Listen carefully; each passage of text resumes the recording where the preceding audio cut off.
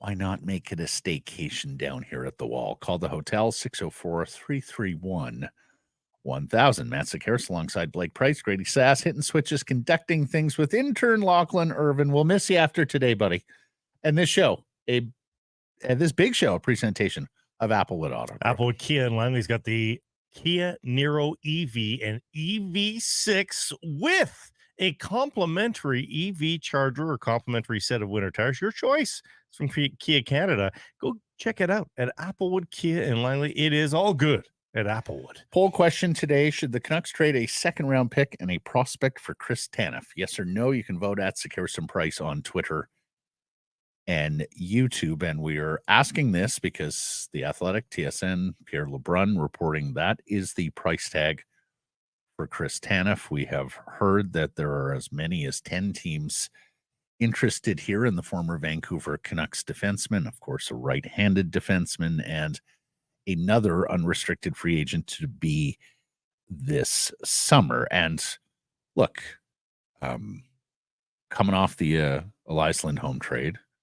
one of the things we talked about that when you're looking to get a player of that stature by the trade deadline, it's usually a roster player, a prospect, and a pick. Well, Chris Tanev is no longer at that stature. He's a very good defenseman, but at this stage of the game, he's a high-end second-pair defenseman, if not a third-pair defenseman. He has managed to stay relatively healthy for the Calgary Flames, which is quite remarkable given how often he's throwing himself in front of pucks and sacrificing his body in the name of danger or preventing scoring chances against. I see some people in the poll question wondering, well, the prospect, define that for me. It's typically a B-level prospect in this sort of combination. I mean, who's A-level on the Canucks these days? Well, I mean, Lekramaki and Wielander would be the only A-level prospect. Only A-level? Okay. You think there's a third A-level prospect? I think there's a and not necessarily me, because I'd be willing to send Ratu the other way, but I think there's other people that would put Ratu and Podkolzin on that list. Hockey News earlier in the year put Ratu as a A-level prospect. Yeah. But typically, Chris Tanev for an A-level prospect is probably too rich right now. Yes. You're not doing Lekramaki for by Tanev, definition, no. So by definition, I think you're looking at a B-level prospect and a second-round pick. Of course, the Vancouver Canucks do not have a second-round pick here in the 2024 draft. They traded that out in the was that the Philip Hronek, or was that getting confused now? Was that Philip Hronek, or was that another trade? This is the problem. This management group has wheeled and dealed, 3 times as much as their nearest rivals in the National Hockey League. So we've lost track. No, I should have known this. This was the pick shipped out with Jason Dickinson to the Chicago Blackhawks to get rid of that salary on the eve of the Blackhawks leading scorer Jason last year. Yeah. So there you go. Yes, Hronek did also cost a second, but not this specific pick. So you tell me, Blake Price, you making that deal right now if you're Alvin and Rutherford? We have a saying, we use it a lot. You are pot committed. Mm-hmm. So might as well. And that's what at the end of the day carries it for me. I would have a number of misgivings about that trade should it come to pass. Of course, first and foremost, the health of Tanov, right? Yep. Like, can you get him through the 20-some games, maybe 30-some games if it were to happen sooner between now and the regular season healthy? How long would he hold up in the Stanley Cup playoffs, given how hard the minutes are there? It would probably... a deal like that probably caps the Canucks out to the point where they can't really add anything else. So you'd be sacrificing the ability to get another forward. And I do think they need another forward because of the many good things about the Elias Lindholm trade. The one thing it didn't do was add quantity to the forward group. It would further deplete the draft capital and the prospect pool that the Canucks have as well. Which again, if you're all in, you're all in. If you're pot committed, you're pot committed. And of course, is that paying for Chris Tanev name value for a guy you might just be able to sign in the summer? is that paying a premium for a guy who's got a reputation and very well earned when you can probably pay a lesser price and get something close to Chris Tanev for your defense core? And I don't mean to put you on the spot. I need to know that name. Who's the other guy? Sealer, Walker, these sorts of players. You need to Carrier. You need to know a little bit about the characters of these players. You just know that Chris Tanev slides easily back into that lineup.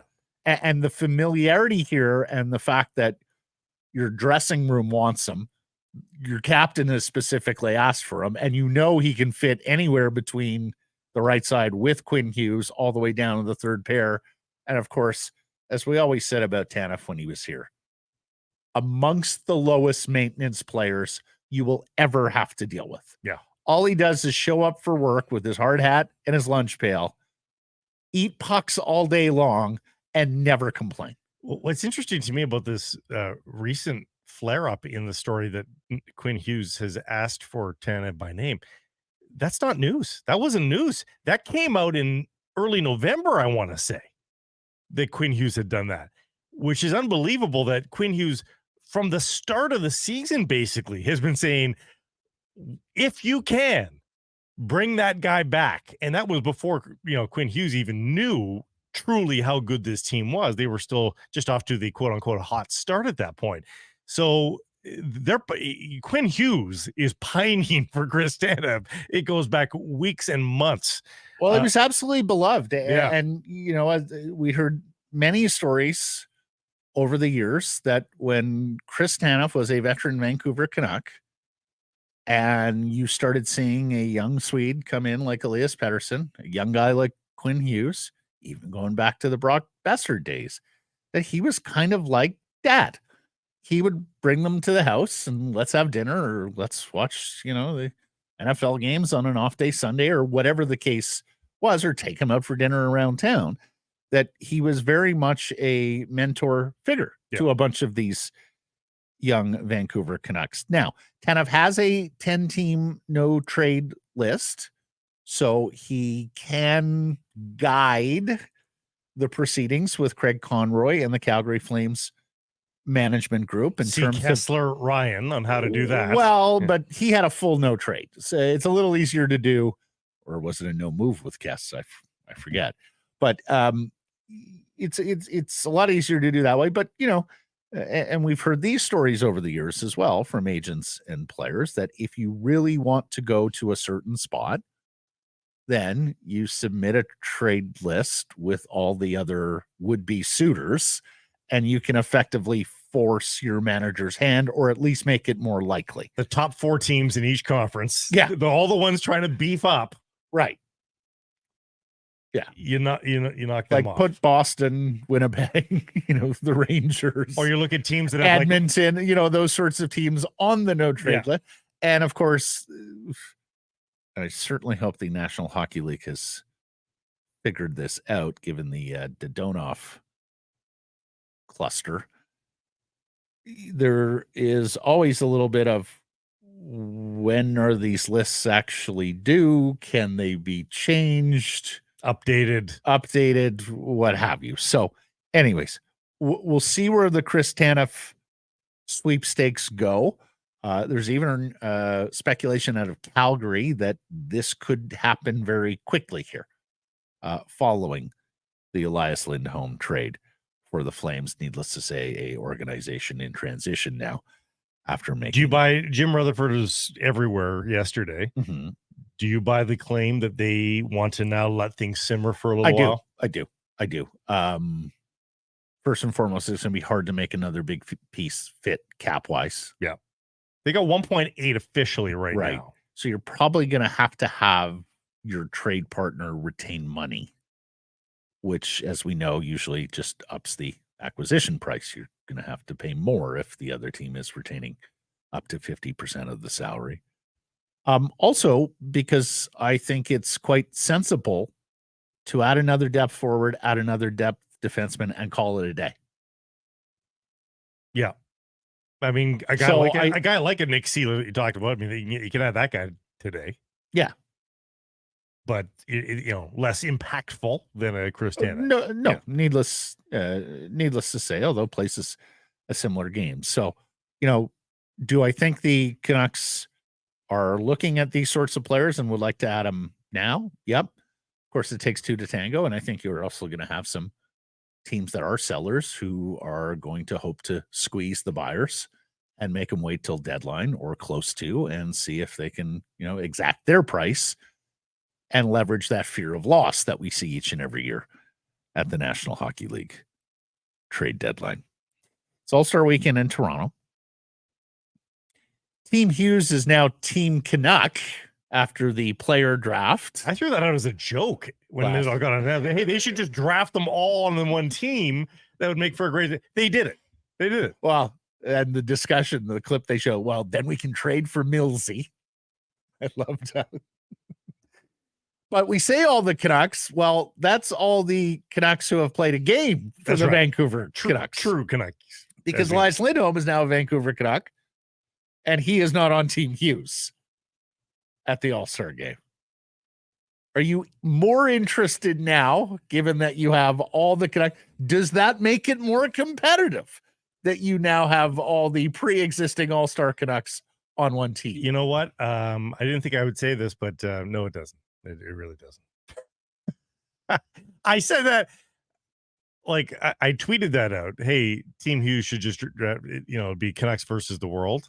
Uh-huh. It's still not going to be enough to capture my imagination. I lasted in the live broadcast a minute and a half of the draft. Oh, that was tough television, and that is no fault to really anybody. It's just the exercise. So you're done with player drafts then at the All-Star game? Is that what you're telling me? People are starting to show the antique footage now. Why did it look so antique? Of the last draft with the stage and Kessel and Duthie and in front of the live studio audience, that was well lubricated, shall we say? Booing, chanting, "Leafs suck." That looked like more fun. And I don't remember watching that one at all. But I remember watching that one, and of course, that was when Brendan Shanahan was back in the NHL offices and had pushed for it, and that's the reason it came back, is with the Leafs hosting the game. Shanahan wanted to see his idea repackaged. Well, I think McDavid had something to do with that too, asking for the changes as well. But was it less cringy back then than yesterday's was? Both have a cringe element. It's yeah. There was a great, let's see if I can find it, a great quote about the NHL and some of its ideas from Acting the Foolaman, a satirical follow. Every gimmick the NHL does is like, quote, "We have an interesting idea, but we fixed it so the interesting parts are taken out." And that's what it feels like. A lot of NHL ideas look great on paper, and then upon execution, it's just and in part because in this case, you need player buy-in, and you effectively need the players to be performers. Yes, like they almost need to be comedians. They certainly have to drop the guard, and that is very difficult to do with live cameras going. Yeah. We know hockey culture. We know it's not about that. Okay, so then let me ask you this. The skills competition. You've got Quinn Hughes in the fastest skater group. The one-timers competition. You have Elias Pettersson and JT Miller involved there. The passing competition. You have Miller, Pettersson, and Hughes involved with that. Hardest shot, you've got PD and JT there. Stick handling, you have Hughes and Pettersson. And then shooting accuracy, you have Miller and Hughes. Any of these specific events at All-Star game with the Canucks?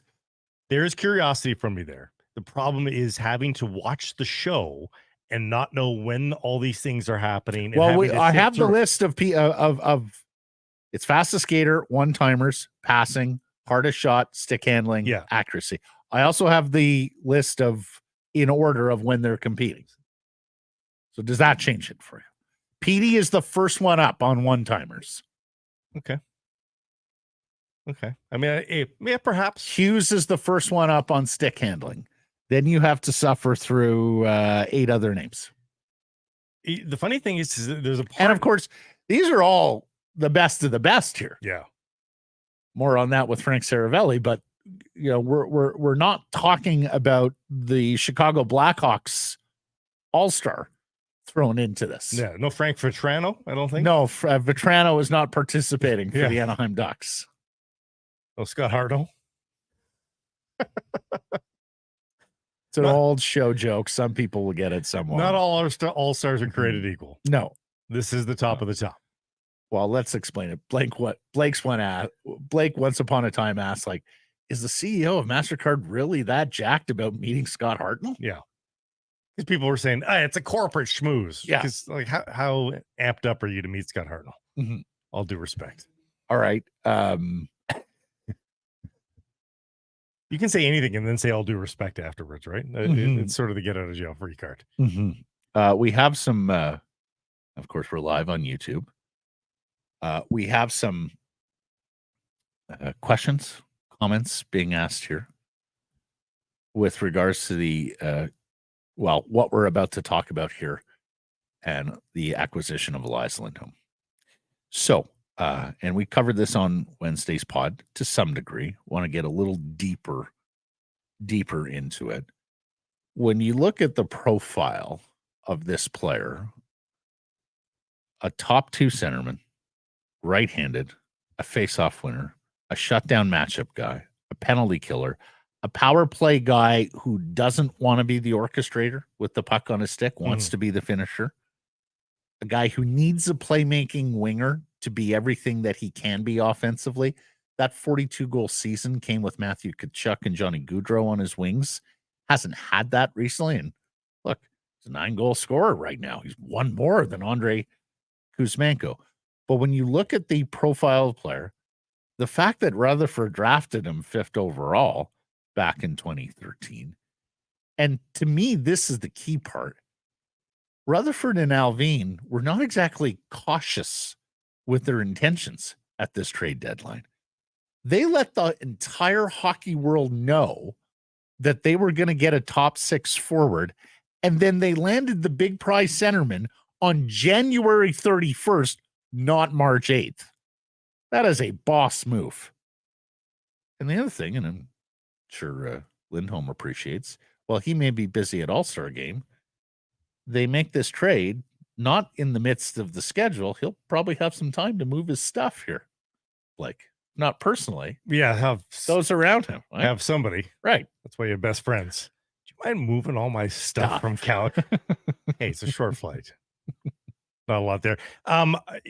You know, for all those wondering about the future of Elias Lindholm and what his cap hit will be, I mean, I'm going to guess it's got an 8 or a 9 in front of it. It's for sure 8. With the cap going up and his track record, it's for sure 8. But as a 29-year-old guy, not just turned 29, I'm still, you know, he's turning 30 in the first year of this new contract. Boy, kind of like JT Miller. Yeah, you've already got JT Miller as that guy where you're sort of only paying him for the first 3 years and then you're crossing your fingers. So I don't think the Canucks can do that. Well, so let's look at it this way. You and I have talked about in the past, Elias Pettersson and Philip Hronek. And I think together you're looking at about 20 million, maybe a shade over. You think maybe a shade under. Fair enough.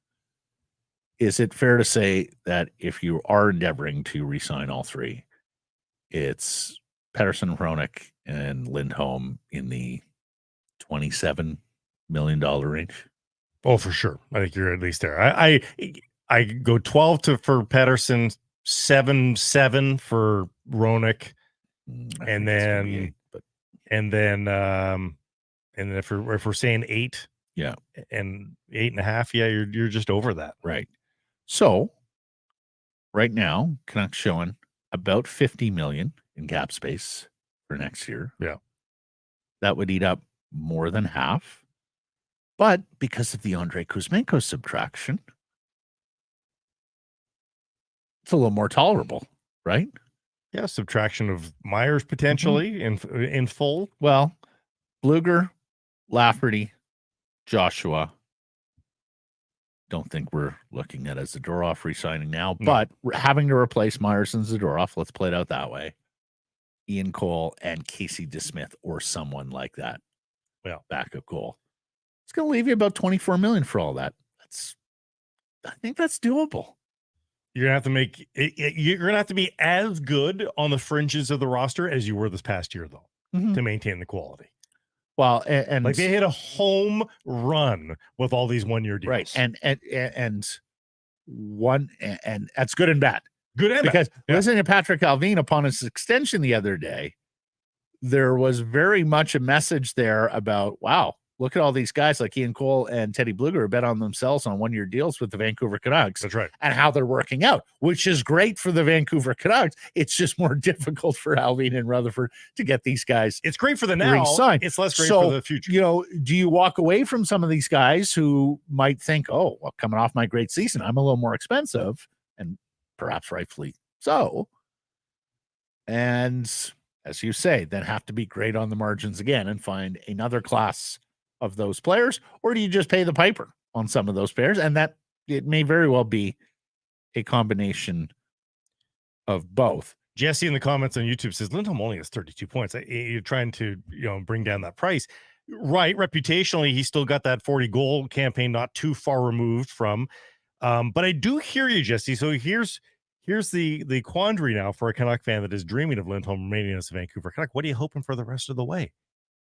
Like, I mean, if he works out, it's only going to strengthen his case, right? So, like, you got to be careful what you wish for here. If he explodes alongside Pettersson, he's easily that. The one thing is ringing in my ears though, and has been since the trade on Wednesday, is what Ferraro always says: because a guy scores 42 goals does not make him a 40 goal scorer. No. And if you take a look at the Elias Lindholm tracking, it's one time at 42 goals. In fact, hasn't cracked 30 in any other season. It's one time as a point per game player, 82 and 82, although he got close with 78 1 year back in 2018. In a very different season, which he did with assists, not goals. The most important thing when we talk about Lindholm and what he can get, number one, supply and demand. There will not be a lot of first or second line centers available in free agency. Those players don't typically get to free agency. And when they do, they typically initiate bidding wars because there are so many teams that don't have that on their team, don't feel comfortable with their top two centermen and are willing to pay the price.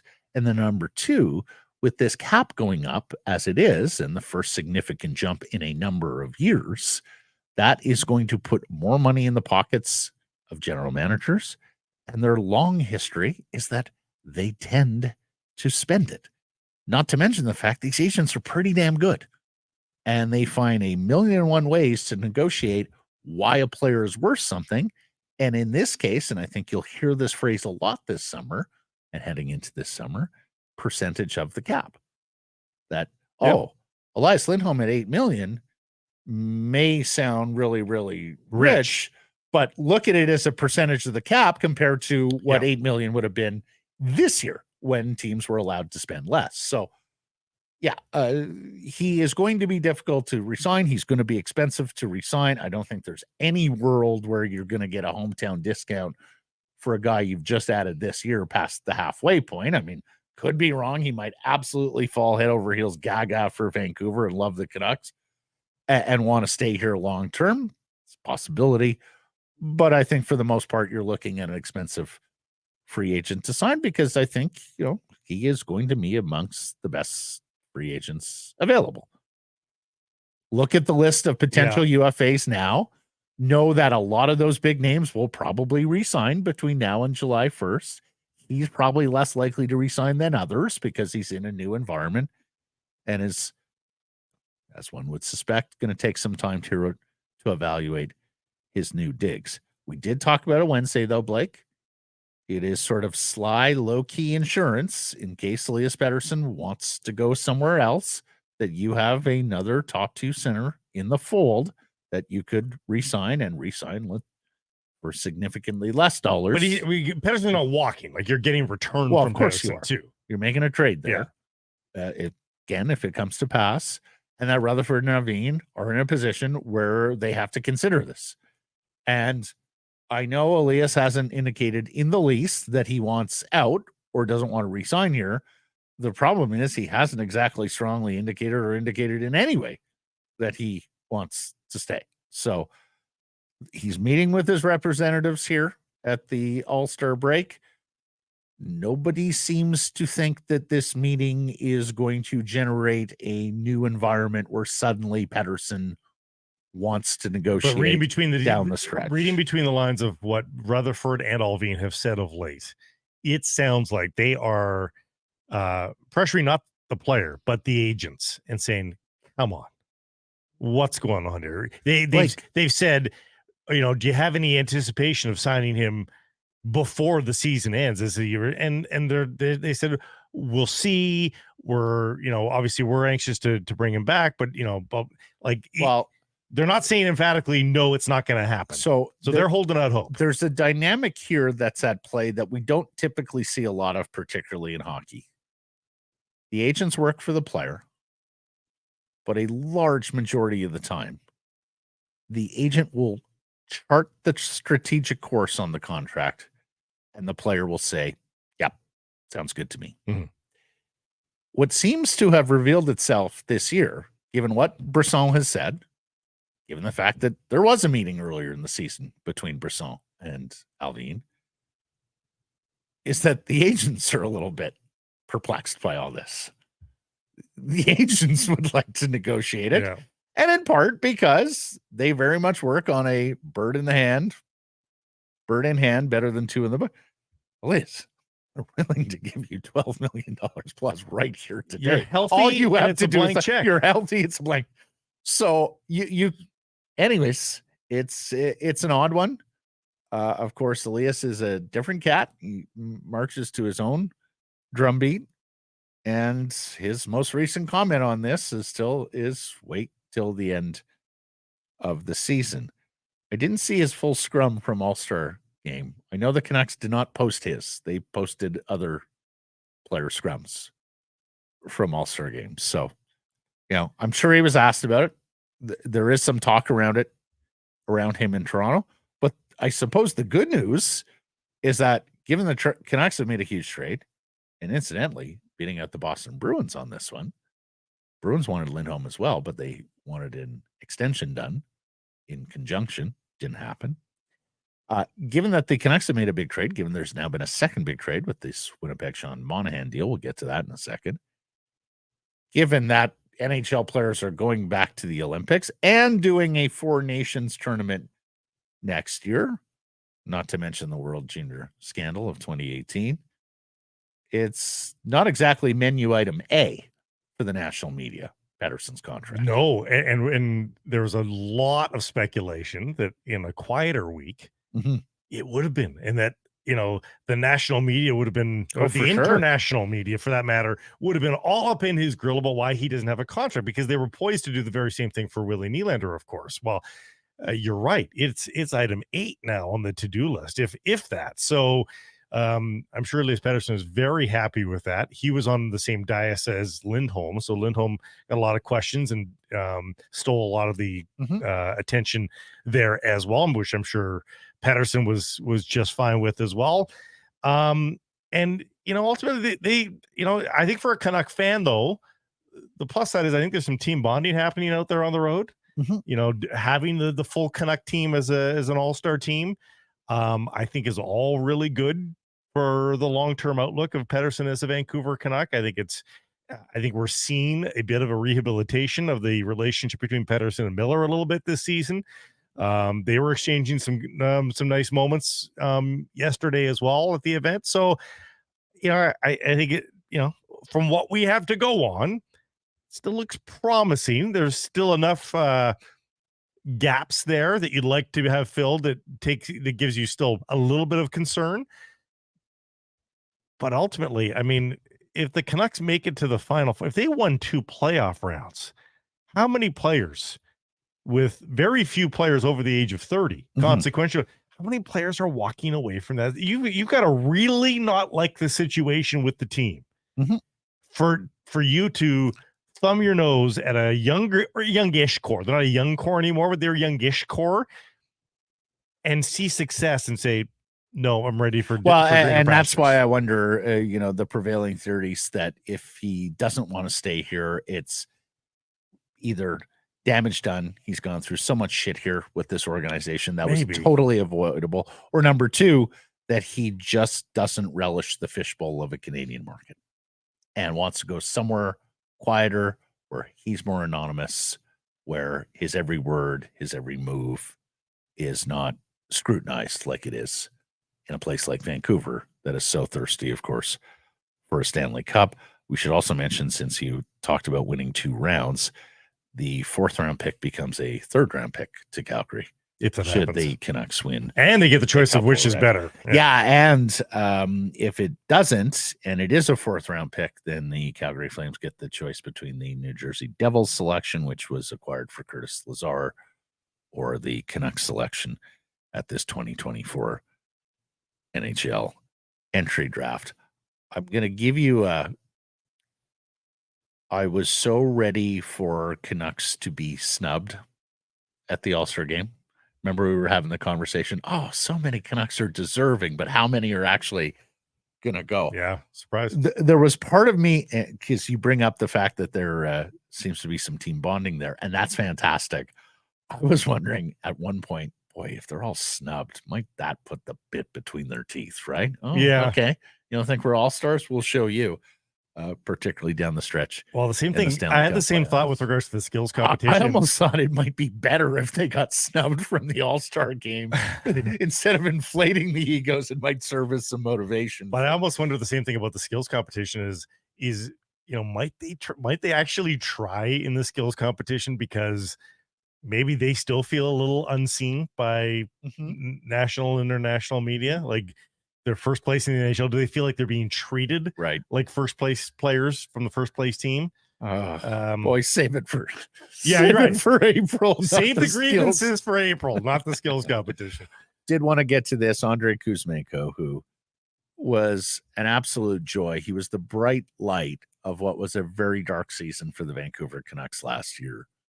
And true to form, gets on his social media channels. And did you see this? What he posted to Canucks fans? Thank you very much for the unconditional love and support. I will never forget how you welcomed me into the NHL for the rest of my life. He waived his no trade clause, Blake, to facilitate this deal, which is more good work from Alvin and Rutherford, knowing that this had to happen. Won't soon forget 39 goals and all that joy from a guy who came over here, didn't necessarily speak the language, but did his best to try and communicate with all of us. If they could all be personality-wise and engagement-wise like Andrei Kuzmenko, boy, the league would be in a better place. Yeah, so many guys that come over from Europe too. English is a second language. They just shun the spotlight. Philip Roenick, for instance, just does not do media because he doesn't want to have to do media, even though he speaks fine, actually. Kuzmenko just said, I don't care. I don't care. Exactly. I'm going to muddle my way through this. It was great. Yeah. No. And I look, and I think that's why he had so many fans on board. Yeah. Like last year, we were looking at him going, oh my God, look what they could get for him on the trade market.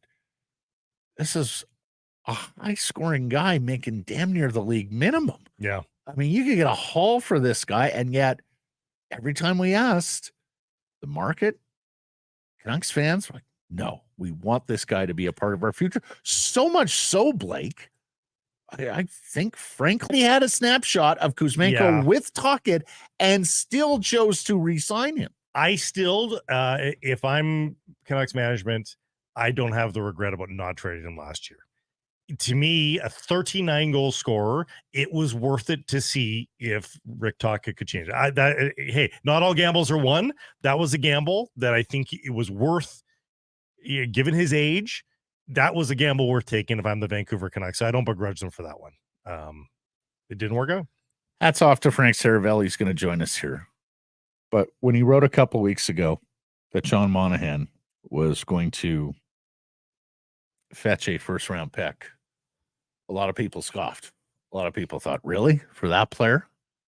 It was a well-researched piece looking at the deadline market for centermen, especially centermen who were either cost-controlled or on low salaries or had money retained, right? And sure enough, the Winnipeg Jets answered the Vancouver Canucks trade for Elias Lindholm by swinging a deal for Sean Monahan out of Montreal today, giving up a first-round pick and a conditional third. Your thoughts on the deal? And what I love about it, we've got Western Canadian teams loading up. I didn't think the Jets would load up. They have in the past guys like Stastny they brought in for with the old core.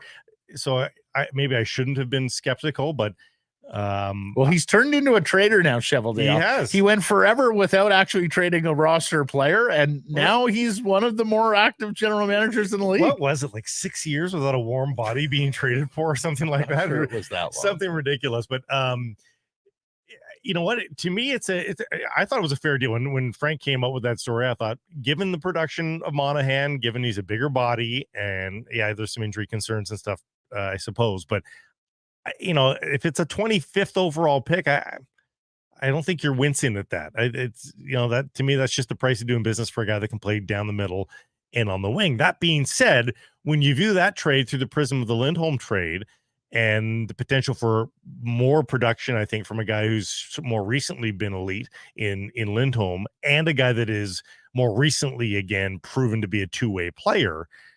I don't think you bristle at the price for Lindholm. I think both are just the price of doing business in today's National Hockey League world. So, hey, commend the Jets for pulling it off and getting a guy that they need to add to their depth.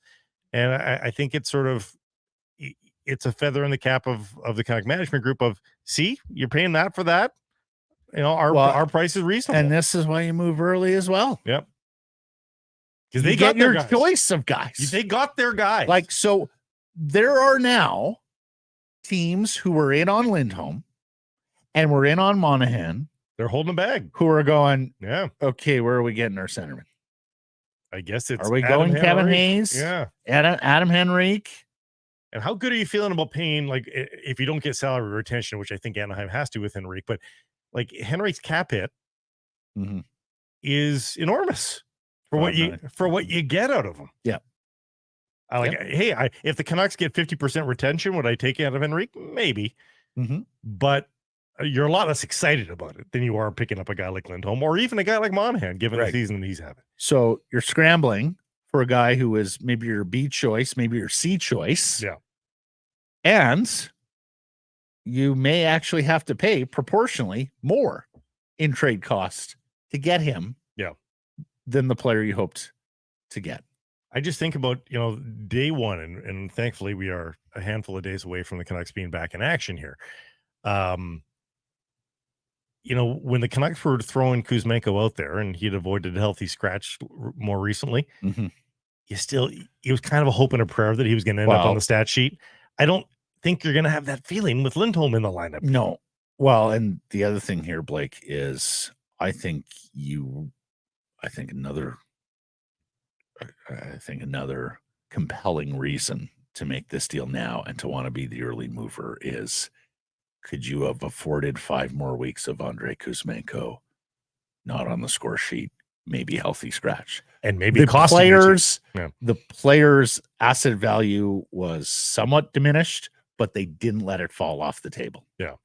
And I think that was very, very important. We had talked about it for a while. How much is he worth? I still thought he was an asset. I still thought there were teams that would view him as an asset.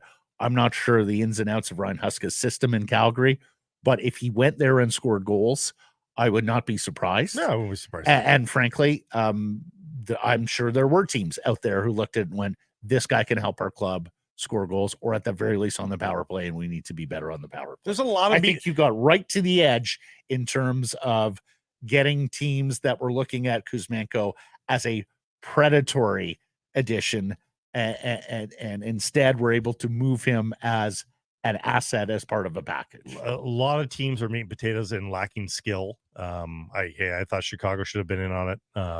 But yeah, good for the Flames and pulling it off. We should get to a couple of the other things on this busy week. Kings have a new coach.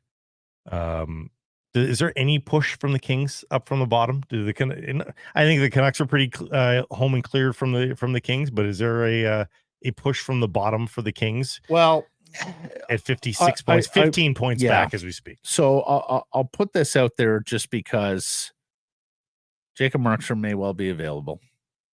UC Saros may well be available. You've got Marc-Andre Fleury and Jake Allen who are out there on the trade market already. If they stabilize their goaltending, I can see the Kings, and look, most teams here that have fired their coaches this year have gotten a new coach bounce. Yeah, right? Yeah. I think Ottawa's, in fact, the only team that hasn't really, I think they're 500 or just something below. like that. Yeah, exactly. So if you get a new coach bounce, if you're able to make a deal for a goaltender, then I think you got a chance of LA getting back into this where we look at them as a dangerous playoff opponent. Mm-hmm. Maybe not to the level of where the Canucks are, where the Oilers are, where the Jets are, or Colorado, but in a Dallas Stars kind of vein, which is kind of how we were looking at them earlier in the season. They just have to win at home. Their road record is 15-6-4. At home, we talked about 8-9-6. They're appalling. They're the only at one point we looked at it, Blake, they were the only team above the playoff bar with less than double-digit home wins. Still the case. The only winning team, the only team above 500 overall that is below 500 at home. Well, Columbus, Anaheim, and San Jose are the only three other teams that have fewer than 10 wins at home. That's not company you want to be sharing. That's not playoff team company. No. So not to mention the fact, and who knows where this goes now, but Arthur Kaliev is a pretty good young prospect. He's on Seravalli's trade board. That was because McClellan had no use for him and was scratching him. So I don't know how the new coach, Hiller's, going to feel about him. But, LA does have the ability for, number one, I think some internal improvement with some of their young players under this coach. And number two, the ability to go out, get a goaltender, stabilize that position, and then start winning more games, particularly in conjunction with the new coach bounce. All right, let's get to today's menu. It is brought to you by Seagram's VO Select Canadian Whiskey, originally introduced back in 1900. Seagram's VO was designed as a wedding gift from Joseph E. Seagram for his son. Barrels were set aside in the warehouse, specifically marked very own, the family's very own. Did you know that? Got it. I did not know what that meant. did not know that until I saw this. Seagram's VO Select Canadian Whiskey, artfully blended and impeccably crafted. Make it your very own. And the Nation Network podcasts are live from the Seagram's VO Whiskey Studio at Sponsorship X on Friday here today at the NHL All-Star Game. We're going to talk to Seravalli. On one sense, we put him on blast for the best 11 players plus JT Miller. On another sense, we throw him a bouquet on the Sean Monahan prediction. We talk Lindholm. We talk Tanov. We talk Zadorov. That's an odd one. These rumors about Zadorov. NHL players are going back to the Olympics. There's a new international tournament starting, a Four Nations tournament starting. The Four Nations face-off. In 2025 in lieu of an all-star game. We'll get to some hashtags, the best and worst of Twitter. You folks have plenty to say, so we're doing to the people. John Shannon's going to join as well on the Lindholm deal. And we also go back in time. The best Canadian Olympic teams. Well, we sort of get off on a tangent. It's a good tangent there. Go listen to 2002 Salt Lake City, 2010 Vancouver, 2014 Sochi. All of them Canadian gold medal winning Olympic teams. Which one is best? And frankly, if we were doing this for reals, I would have needed some more time to research everything. I didn't do that either. But, you just look at the names and you go, who's better, who's better. We're going to get a chance, everybody, to line up another Canadian Olympic team alongside these champions. and have a further comparison. This one finally including Connor McDavid, and I suspect including Connor Bedard as well. Yeah. When we're ready to go to Milan Cortina. Does Bedard play in the Four Nations face-off already? Oh, I think so. I would think so. Yeah, he's that good. All right, let's get to our best bets. A presentation going forward of Sports Interaction, your homegrown sports book and casino. Matt, what do you have in your docket? I've already started peeking at the Super Bowl props. And while Patrick Mahomes is the favorite for Super Bowl MVP, you're still getting a decent price there at $225. So I'm going to get in early on the chalky favorite, which I don't like doing per se. You know, I like to be a little bit more B-sides and deep cuts on my picks. But how do you give up Patrick Mahomes at 2.25 there, value-wise?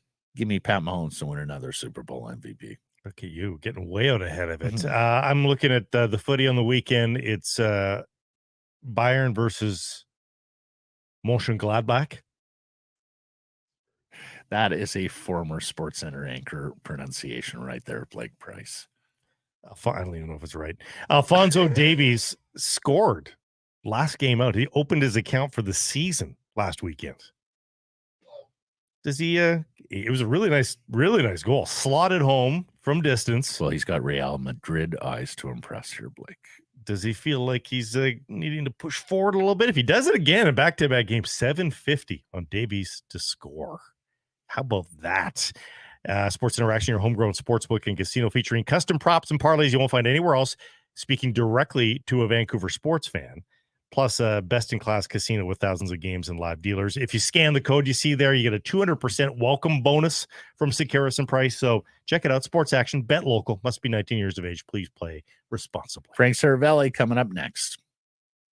Great Clips is the official hair salon of the National Hockey League. There are 37 salons in Vancouver and the Lower Mainland, all Canadian-owned and operated. Download the app and find the nearest to you. When you're up next for a cut, you'll get a ready next text. Great Clips. It's going to be great. My family's very own whiskey, barrel-aged and set apart, marked with VO, artfully blended, impeccably crafted, as a wedding gift to my son. For the bride and groom. And now, over a century later, from our very own family to yours, a legacy rooted in whiskey. Seagram's VO, growing deeper, reaching out, raising a glass to your legacy. Seagram's VO, make it your very own. Hey, gang, if you're finding yourself a little directionless with a purpose on a game night, may I recommend Greta. It's a great spot to catch the game throughout the season. They're at 50 West Cordova, so you're on foot. You're just walking to and from the game. It's a lot of fun. It's a go-to spot for food, drink specials, and fun before and after the game. They do have specials every day. They've got all-day happy hour on Wednesdays, and they've got all those arcade games to keep you busy as well. So make it a fun game night at 50 West Cordova, Greta Bar and Grill, and visit them at gretabar.com. Joined now by NHL insider of the Frankly Speaking podcast and Daily Faceoff, the one and only Frank Seravalli from All-Star Game in Toronto. How we doing? Pretty good. It's been a really, really busy day, so lots more on the go, and it's I can't believe all these trades. Guys are dropping like flies on my trade targets board. Yeah, the NHL used to hate business being conducted this week, but do they hate it? I mean, this is causing a lot of buzz. Well, I also think they probably like a lot of buzz and news being dumped on a day that the commissioner and the NHLPA executive director may be getting grilled over a sexual assault scandal. Right. There's that as well. Okay, we're going to put you on blast in a second, and then we're going to throw you a bouquet. But here's the big trade for the Vancouver Canucks, Elias Lindholm. What did you make of it from a Vancouver perspective? I think they're probably jumping for joy knowing that they're getting an impact piece that when you think about what they didn't have to give up, how many times did I say you cannot trade Lekaramaki at any point? You keep your top prospect. Your pick this year is a late one. You have probably an outside chance to keep Lindholm. And the rest of the pieces, once they move on from Lekaramaki, it's almost like you're breathing a sigh of relief where you're saying, okay, take anyone else that you want, any of these guys that are more or less hope bets, and that's great. We're well positioned now to chase a Stanley Cup, and we still have our top prospect in the fold. And you may well have insurance in case Elias Pettersson wants to move on to greener pastures. What do you? I don't look into that at all. You're not buying that? No, I understand the angst on Pettersson. I really do. And I also get that if this were, and I don't want to say any other market, but I would say in your market in particular, everyone seems to be walking on pins and needles on a daily basis, even while your team's atop the Western Conference. They need something to be nervous about. And I get it. But I don't have any indication at all that Pettersson is not going to be a Vancouver Canuck for a long time.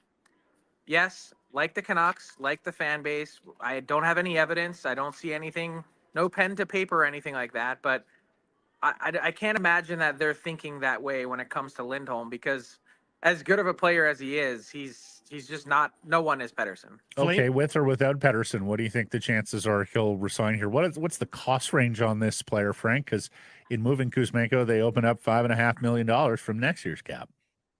It's expensive. There was lots of talk in Calgary in the preseason that Lindholm was looking for a number that started with a 9, and even if it's in the 8s, I just don't see a path for the Canucks to be able to afford that. Maybe there's some other surgery done. Maybe he's so good and fits so well that you have no choice but to make other moves in order to make something like that happen.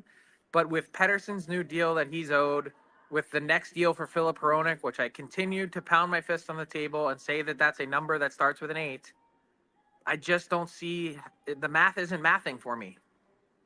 Flames fans seem pretty happy with the deal too, and so did Conroy. Did the people that you've been rubbing shoulders with this week? Does it seem like a fair deal? Is it just a hockey trade? Yeah, it's one of those deals that I think is kind of, and to hear Craig Conroy and the way that he went about business, it's refreshing in the sense that I don't think anyone here was trying to, quote, win the deal, if that makes any sense. Mm-hmm. This is a deal that works for both sides. The Flames get a lot in return. Some of them are lottery tickets. Like, I think as intrigued as, Canucks fans might have been about Hunter Brzkevich, like, to me, the points that he's piled up in Kitchener this year are probably not a really good indicator of future success at an NHL level. So, but it's a worthy gamble if you're the Flames, and you get the first round pick. And I think the big linchpin to all of this, which is no surprise, is Kuzmenko. You guys, and you saw it firsthand last year with the 39 goals and 74 points. There's something there. But to drag that out of him on a consistent basis, the Flames needed pieces for the here and now. They need pieces for 2 to 3 years from now. And Kuzmenko could very well be one of those guys. And That's another reason why they had to make sure and get the comfort from him in order to pull something like this off. Do you have anything on the next step on Chris Tanev? Is that likely? I know it's an easy dot to connect here from a Vancouver perspective, but how realistic is it? We're still in Vancouver? Yeah, back to Vancouver, yes. No, yeah. I mean, look, it's possible. I certainly wouldn't rule it out. I would say that it's probably not likely.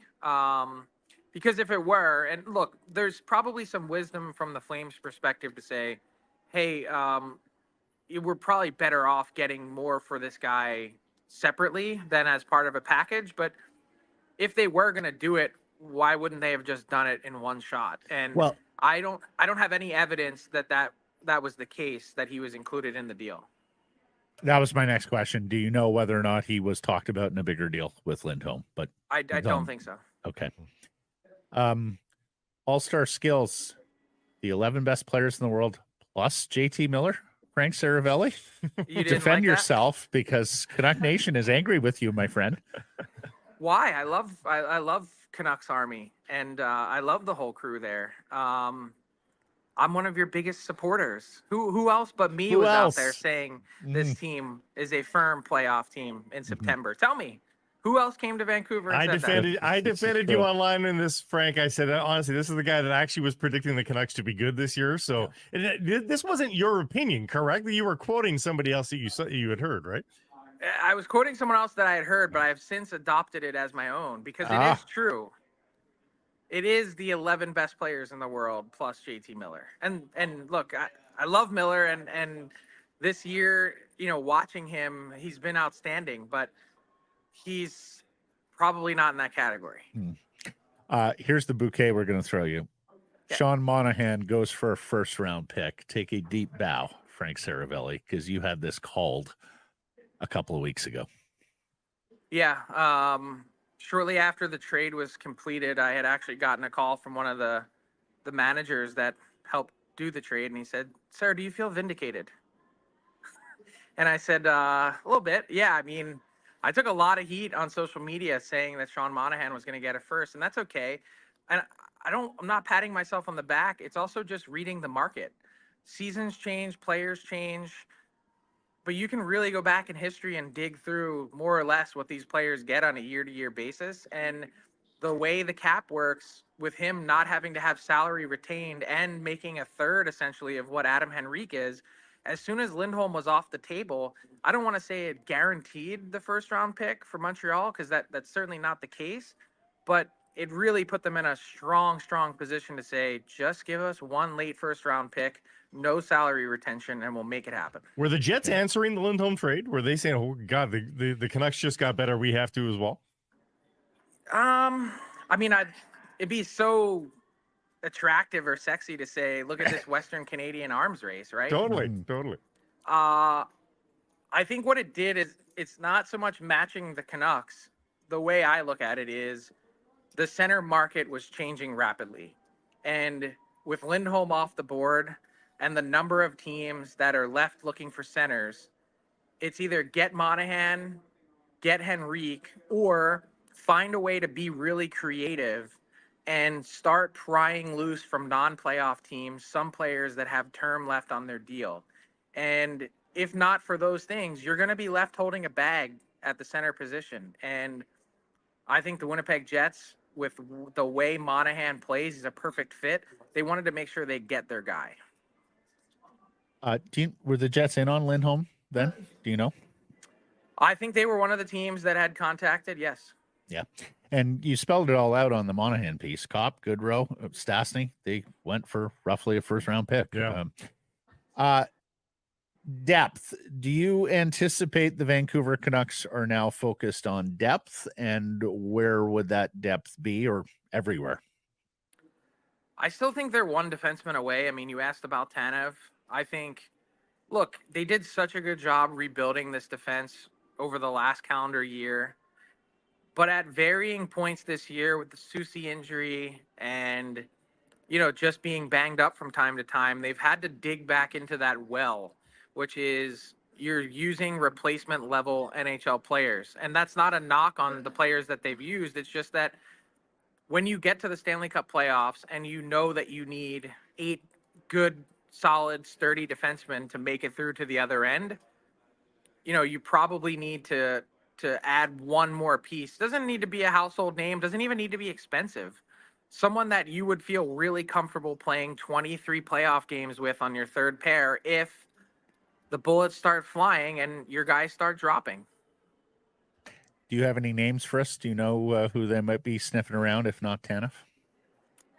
I don't think the Canucks need to spend that much. They got their big guy. I think you gotta get creative and look around. I don't have a name off the top of my head. I would think that a player of the ilk, skill set, and availability of Nick Seeler would make so much sense for Vancouver.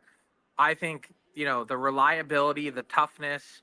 I could see an Alexander Carrier being a fit from Nashville. Just someone that it's predictability that you want if you're Rick Tocchet, that that if you have to use him, that you can rely on him. Let's talk about the rare possibility of somebody leaving this team. If you're a betting man, I don't think Sports Interactions got this as a prop, but if you're a betting man, does Nikita Zadorov finish the season as a Vancouver Canuck?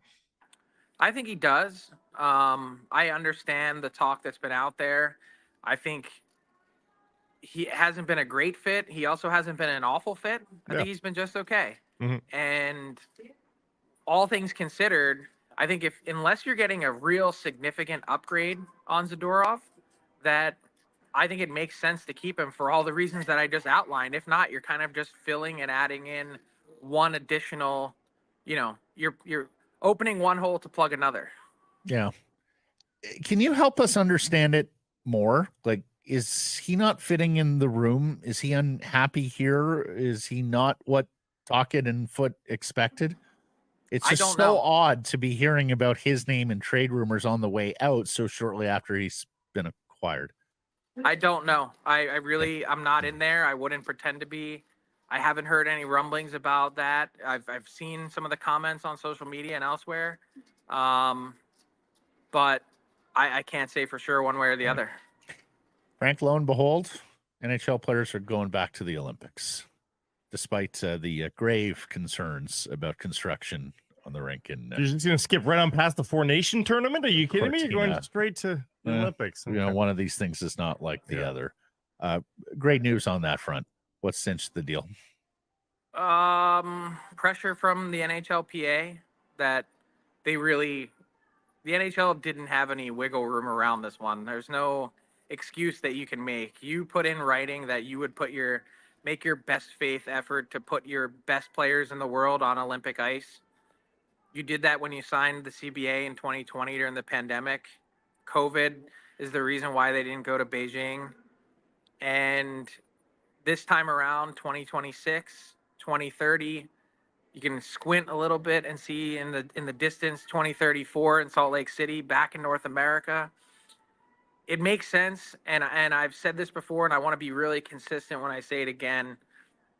The fact that we have gone from 2014 to 2026 without true best-on-best international competition, the fact that Connor McDavid will be halfway through his career and have never put on a Team Canada jersey in best-on-best is it's not the lockouts. It's the biggest stain on Gary Bettman's resume. It's a chance to make some money at the Four Nations before, but is it also a chance for them to make sure the guys have played together with each other, at least on four of the teams, so that when they do hit the Olympics, they hit it, in stride, having done it just a year previous? I don't think that's the motivation. I think it's, first off, it's way better than All-Star Weekend. Mm-hmm. That's one. Mm-hmm. Two is they want to create some kind of consistent international play. And so in between 2026 and 2030 and 2028, we're expected to have a full-blown World Cup of hockey. And this was sort of the appetizer to the entree, where for geopolitical reasons, they can't have Russia in it. My understanding is Finland and Sweden had made it real clear to the NHL and the NHLPA that if Russia's in, we're out. So you can't bring Russia in. And there's no real reason to go to 6 teams to try and play a round robin in a 10-day tournament. I actually kind of like it. And no offense to Sweden or Finland, which obviously you have some significant Canucks pieces represented and have been over the course of the franchise with Sweden. But I would have loved to have just seen Canada, USA 7-game series, as opposed to trying to wedge in 4 nations. But that's just me being a little bit greedy. Yeah, no, I don't dispute that. And of course, there was money involved in this tournament. Oh, that was. It's not going to be gangbusters because of the format. How much more money would be in a US-Canada 7-game series? Yeah, maybe more. Yeah. Maybe more. You're right. Lastly, Frank, the LA Kings have fired their head coach, Todd McClellan. Jim Hiller taking over as the interim. You tell me, where are they going for a coach, and what's the next move for the Kings in terms of deadline and contention? Getting back in this. Well, Jim Hiller is going to be the LA Kings coach for the remainder of the season. The team saying that in the release, so no hiring around the corner. I think it's an interesting call. Hiller he's been an assistant in the NHL for the last 10 years, so has certainly paid his dues. But I would say that for the Kings, really what this highlights for me, this is a guy that just got an extension before the season started. What it highlights is the pressure that Rob Blake and the Kings are under to really not just making the playoffs. That's not the bar. You've got to take a step forward. Bowing out in the first round 2 consecutive years to the Oilers. The first time they were like, okay, we arrived a bit ahead of schedule. The second time they were like, we ran into Connor McDavid. That excuse it's no good the third time. And so now that they're on the fringes after a great start to the year of being in the wild card chase and now potentially being a non-playoff team, like their plan has been underway for a while. They've really got to show some results, and they're in way better spots than some other teams that have been through a rebuilding path like they have. But they've still got to show some results, and I think McClellan on his way out is a real indicator of the pressure that they're feeling in LA. Fantastic stuff. Go enjoy All-Star Weekend. We'll catch up next Friday. See you guys. Happy hour on Sekeres Price. Today's beer of the day, Yellow Dog's Chase My Tail Pale Ale.